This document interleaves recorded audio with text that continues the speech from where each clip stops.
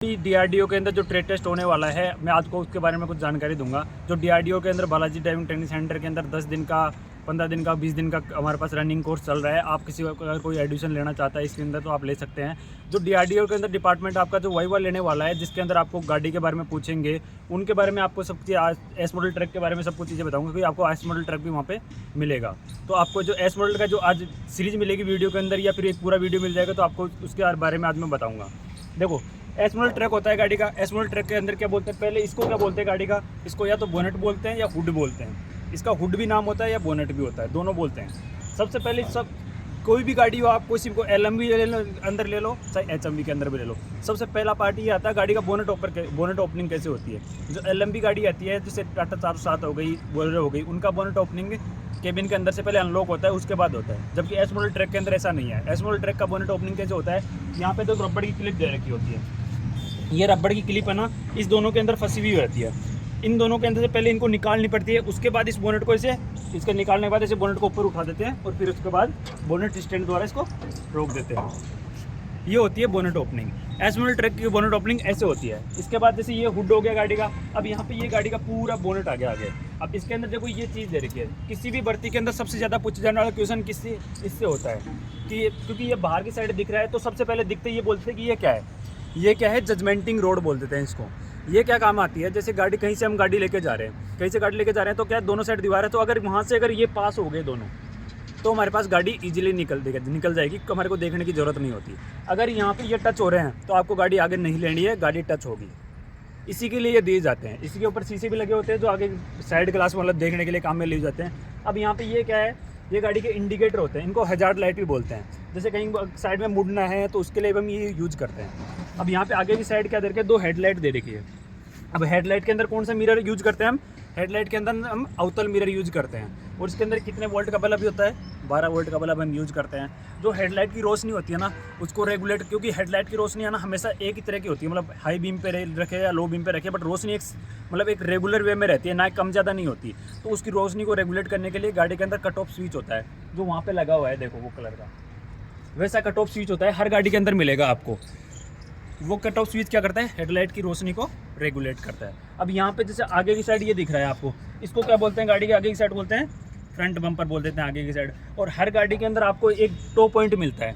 To point का मतलब होता है, जैसे गाड़ी कहीं रास्ते में अंदर खराब हो गई तो क्या करके दूसरी गाड़ी से बांध के उसको खींच के ले जाने के लिए टो पॉइंट होता है। वो कहाँ पे मिलेगा, जैसे यहाँ पे ये नंबर प्लेट दे रखी है, इसका नंबर प्लेट के जस्ट नीचे की साइड दे रखा है टो पॉइंट, यहाँ से ये होता है, ये टो पॉइंट होता है। ये सारी चीज़ें जैसे बाहर की साइड से ये चीज़ें दिख रही है, तो आपको ये सबसे ज़्यादा चीज़ पूछी जाएंगी, क्योंकि बाहर की चीज़ें ज़्यादा पूछी जाती है अब एज कम्पेयर टू अंदर वाली चीज़ों के। अब अंदर वाली चीज़ों के अंदर जैसे बहुत सारी चीज़ें अंदर के साइड दे रखी है, जैसे रेडिएटर दे दिया, इंटरकूलर दे दिया, इंजन दे दिया, ब्रेक दे दिया, क्लच दे दिया, और भी सब जैसे एयर फिल्टर दे दिया। ये सारी चीज़ों के बारे में पूछा जाता है। इसके बारे में जैसे नॉर्मल चीज़ें पूछी जाती है, जैसे जो हम जैसे नॉर्मल टाइप की हो गए, जैसे बाहर से अंदर की साइड नहीं घुसा जाता इसके अंदर। अब यहाँ पे देखो, हम सबसे पहले हम इसके अंदर बताएंगे रेडिएटर के बारे में। रेडिएटर का काम क्या होता है, ये गाड़ी की टाटा का एस मॉडल ट्रक है। एस मॉडल ट्रक के अंदर कितना सिलेंडर इंजन होता है, 6 सिलेंडर इंजन हम यूज में लेते हैं। और कितना सीसी का इंजन होता है, लगभग 5600 सीसी का इंजन लेके चलते हैं हम ऑन एन एवरेज। जबकि इंजन होता है ना हमारे 5700 कुछ सीसी के आसपास होता है इसका इंजन, है ना।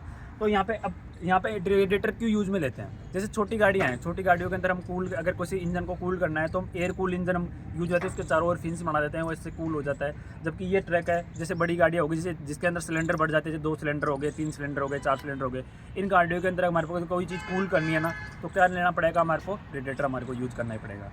अब रेडिएटर के अंदर हम क्या डालते हैं, रेडिएटर के हम वाटर और कूलेंट का मिक्सर डालते हैं। अब वाटर और कूलेंट का मिक्सर डालते हैं, उसका रेशियो कितना होता है, उसका रेशियो होता है 70-30 का लेते हैं, जिसमें 70% हमारे पास वाटर होता है और 30% हमारे पास कूलेंट होता है।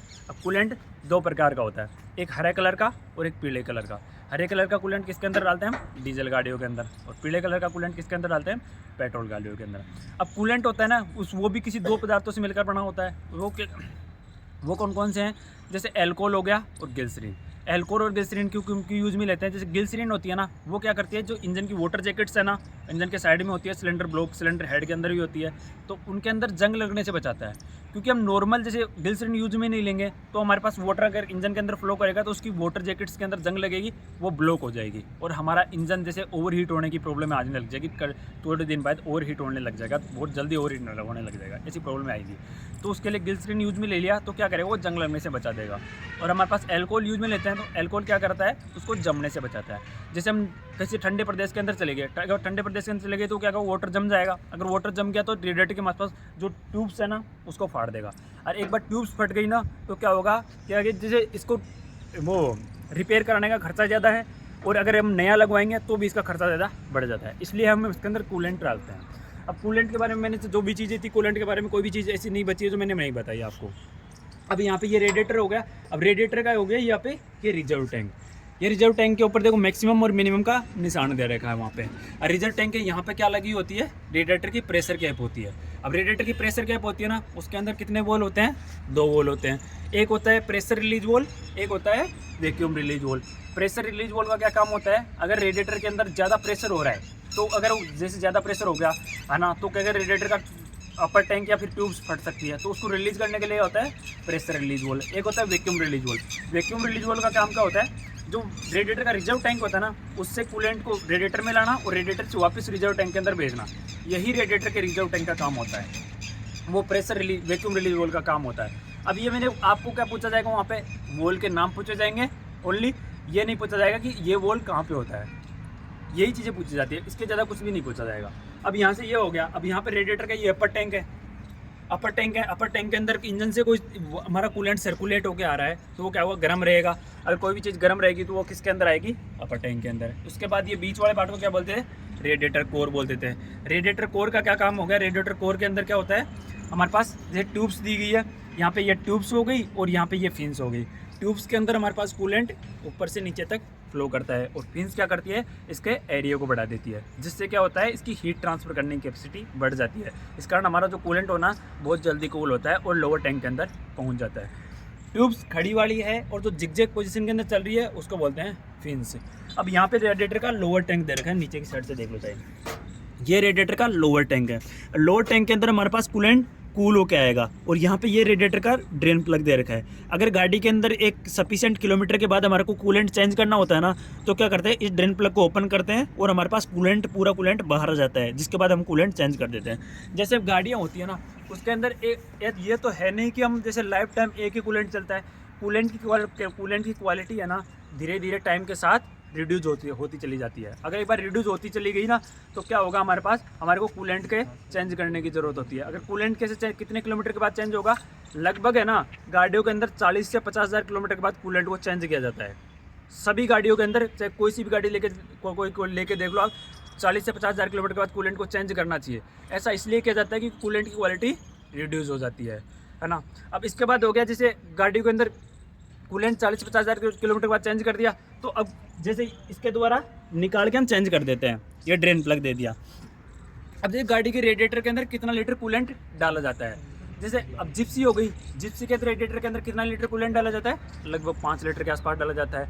और जैसे बोलेरो गाड़ी हो गई, जैसे LMV के अंदर आ गए, बोलेरो आ गई, टाटा 407 आ गई, तो उसके अंदर क्या हो गया, लगभग 8 से 10 लीटर के आसपास रेडिएटर के अंदर कूलेंट डाला जाता है। और HMV गाड़ी के अंदर जैसे स्मॉल ट्रक हो गया, उसके अंदर कितना लीटर कूलेंट डाला जाता है, लगभग 15 लीटर के आसपास कूलेंट इसके अंदर डाला जाता है।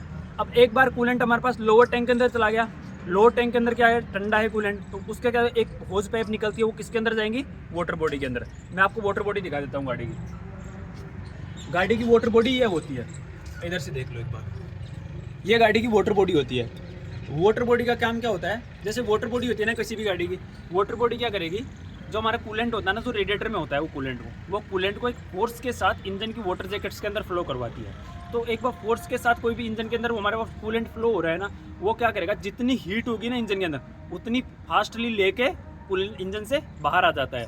ऐसा इसलिए किया जाता है, वाटर बॉडी इसलिए लगाई जाती है क्योंकि वो जितनी हीट लेके बाहर आ जाए। अगर हम वाटर बॉडी का यूज़ नहीं करते हैं तो क्या होगा, अगर वाटर बॉडी का यूज़ नहीं करेंगे तो क्या करेगा, इंजन के अंदर जो कूलेंट फ्लो हो रहा है ना, वो बिल्कुल धीरे धीरे होगा, इंजन में ओवर हीट की प्रॉब्लम आ जाएगी। इसलिए हम वाटर बॉडी यूज़ करते हैं ताकि वो है ना बहुत फास्ट के साथ एक कूलेंट को सर्कुलेट होकर बाहर आ जाए। अब हमारे पास जो कूलेंट है ना वाटर जैकेट्स के अंदर चला गया, वहाँ से उसने हीट कैरी कर ली, हीट को कैरी करने के बाद वो किसके अंदर आएगा, हमारे पास थर्मोस्टेट वॉल के अंदर। ये गाड़ी का थर्मोस्टेट वॉल दे रखा है, अब थर्मोस्टेट वॉल्व का क्या काम है, ये क्या करेगा, टेम्परेचर को सेंस कर लेगा। अगर गाड़ी के अंदर जो कूलेंट आ रहा है ना, उसका टेम्परेचर अगर 80 डिग्री से ऊपर है तो क्या करेगा, अपर टैंक के अंदर भेज देगा। अगर 80 डिग्री से नीचे है तो वो क्या करेगा, बाईपास पाइप द्वारा वाटर बॉडी के अंदर भेज देगा। अब वाटर बॉडी का काम क्या है, वापस इंजन के अंदर सर्कुलेट करा देना। अब वो बाईपास पाइप क्यों दी गाड़ियों के अंदर, बाईपास पाइप इसलिए दी जाती है क्योंकि एक इंजन होता है ना, उसका एक रनिंग टेम्परेचर होता है, ना तो उससे कम हम पे वर्किंग करवा सकते हैं, ना उस पर ज़्यादा पे वर्क करवा सकते हैं। अगर हम कम पे वर्क करवा रहे हैं तो इंजन की एफिशिएंसी डाउन हो जाती है, और अगर हम उसको ज़्यादा पे वर्क करवा रहे हैं तो इंजन ओवर हीट होगा, मटेरियल ज़्यादा रिमूव होगा, इंजन फेल हो सकता है, ये कोई नहीं कह सकता। इसलिए हम इंजन को ना तो ओवर हीट पे चलाते हैं, ना एक लोअर हीट पे चलाते हैं, बिल्कुल एक नॉर्मल टेम्परेचर होता है ना, उस पर हम चलाते हैं। इसलिए थर्मोस्टेट बोल दिया जाता है। अब थर्मोस्टेट से पाइप निकलती है, होज पाइप, वो किसके अंदर आएगी, रेडिएटर के अपर टैंक के अंदर आ जाएगी। अपर टैंक के अंदर वापस वही प्रोसेस चलता है। अब होता है जैसे रेडिएटर फैन दिया जाता है गाड़ी के अंदर। अब रेडिएटर फैन क्यों दिया जाता है, रेडिएटर फैन इसलिए दिया जाता है, रेडिएटर फैन का काम क्या होता है, ये एयर को बाहर की साइड से अंदर की साइड खींचना। अब रेडिएटर फैन क्या करेगा, बाहर की साइड से अंदर खींचेगा ना, तो ये गाड़ी का रेडिएटर फैन है, यहाँ पे इसके अंदर दे रखा है, ये रेडिएटर फैन हो गया। अब रेडिएटर फैन क्या करेगा, हवा को बाहर से अंदर की साइड खींचेगा। अगर हवा को बाहर के अंदर की साइड खींचेगा तो क्या होगा, इससे एयर फ्लो बढ़ जाएगा। एयर फ्लो बढ़ गया तो हीट ट्रांसफर करने की कैपेसिटी बढ़ गई, हीट ट्रांसफर कैपेसिटी बढ़ गई तो हमारा जो कूलेंट है ना, वो इजीली ठंडा हो गया और हमारी गाड़ी को एक नॉर्मल टेम्परेचर बना के रखेगा। इसीलिए रेडिएटर फैन दिया जाता है। अब रेडिएटर फैन के ऊपर एक वी बेल्ट लगी होती है, वो वी बेल्ट किस से कनेक्ट होती है, वी बेल्ट कनेक्ट होती है हमारे पास, जैसे हमारी गाड़ी क्रैंक शाफ्ट है, क्रैंक शाफ्ट भी दो पार्ट होते हैं क्रैंक शाफ्ट के, एक पीछे की साइड होता है, एक आगे की साइड होता है। आगे की साइड पे क्रैंक शाफ्ट पे हमारे पास क्रैंक पुली होती है, और पीछे की साइड पे क्या होता है, फ्लाई व्हील होता है।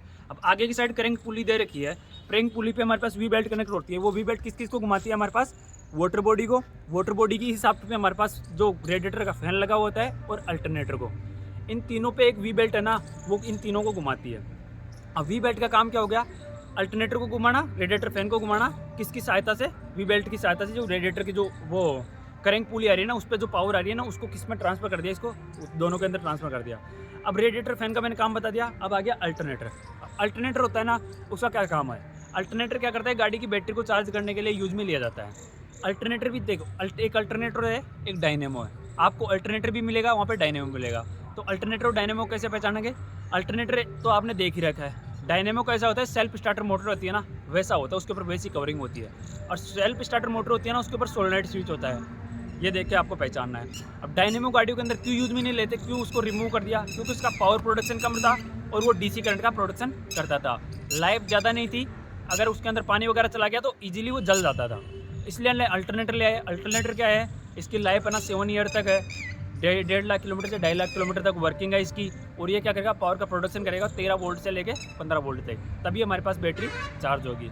और ये क्या करता है, एसी करंट का प्रोडक्शन करता है, एसी करंट रेक्टिफायर के थ्रू डीसी में कन्वर्ट हो जाती है। हमारे सिलेबस के अंदर मेंशन कर रखा है, जैसे गाड़ी का बेल्ट, जो गाड़ी के अंदर जहाँ भी बेल्ट लगी हो ना, उसका बेल्ट का टेंशन कितना होगा। बेल्ट का टेंशन का पता कैसे लगाएंगे, बेल्ट का टेंशन के उसको अंगुली से ऐसे दबाएंगे, जैसे ये बेल्ट है ऐसे दबाएंगे, अगर उसके अंदर मूवमेंट है ना आधा इंच से कम आ रहा है तो हमारे बेल्ट, गाड़ी की बेल्ट टाइट है, अगर आधा इंच से ज़्यादा आ रहा है ना तो गाड़ी की बेल्ट लूज है, उसको टाइट करने की ज़रूरत है। ये सिलेबस के अंदर मेंशन है, ये आपको पूछा जाएगा, ये याद रखना। LMB गाड़ी है ना, उसके अंदर एक वी बेल्ट लगाई जाती है इन तीनों को घुमाने के लिए, जबकि एस मॉडल ट्रैक है ना, इसके अंदर 2 वी बेल्ट दी गई है, क्योंकि हमारे पास जैसे वाटर बॉडी है उसको भी ज़्यादा घुमाना है, क्योंकि थोड़ी बड़ी वाटर बॉडी है, रेडिएटर फैन भी बड़ा है, तो इसको घुमाने के लिए ज़्यादा पावर चाहिए, वो ज़्यादा पावर एक बेल्ट हमारे का ट्रांसफर नहीं कर सकती, इसलिए 2 बेल्ट लगाई जाती है। ये हो गया। अब यहाँ पर मैंने रेडिएटर के बारे में सारी चीज़ें बता दी। अब रेडिएटर के जो बीच में रेडिएटर कोर होती है ना, उसका मटेरियल कौन सा होता है, इनका मटेरियल होता है एल्यूमिनियम या फिर कॉपर। एल्यूमिनियम या कॉपर के थ्रू हम इसको बनाते हैं, क्योंकि एल्यूमिनियम और कॉपर है ना, इस पर एक तो क्या जंग नहीं लगती और हीट ट्रांसफर करने की कैपेसिटी होती है। जो आज का जो फर्स्ट वीडियो है, जो हमारा सीरीज़ का फर्स्ट वीडियो है, वो मैं यहीं तक समाप्त करना चाहूँगा। और अगर आपको वीडियो अच्छा लगा हो तो लाइक एंड शेयर कर दीजिएगा। थैंक यू, धन्यवाद।